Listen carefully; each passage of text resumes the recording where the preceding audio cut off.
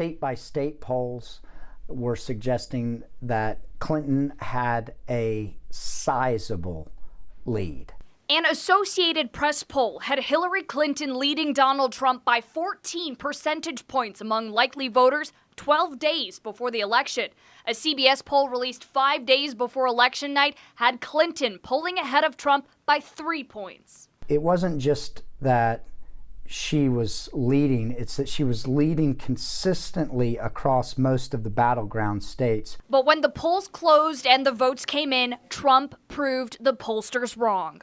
Trump's strategy was speaking directly to these people. And so the very people who are not ending up as selected as likely voters in these polls are the very people in which his message speaks to.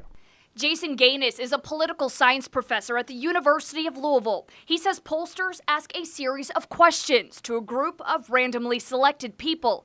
Of that group, it's up to pollsters to decide who will likely vote on Election Day. And the problem is that I think a lot of Trump supporters got removed as unlikely voters. He says it's possible many Trump supporters had not been voters in the past. Had pollsters asked different questions, he says they may have gotten more accurate polling results. How angry are you at the system?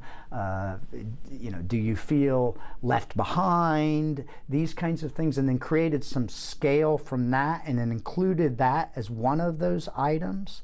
It may have picked an entirely different sample and got totally different numbers. Gaines says it's possible when the Trump campaign did their own internal polls, they were asking those questions, things like how upset are you with the current system?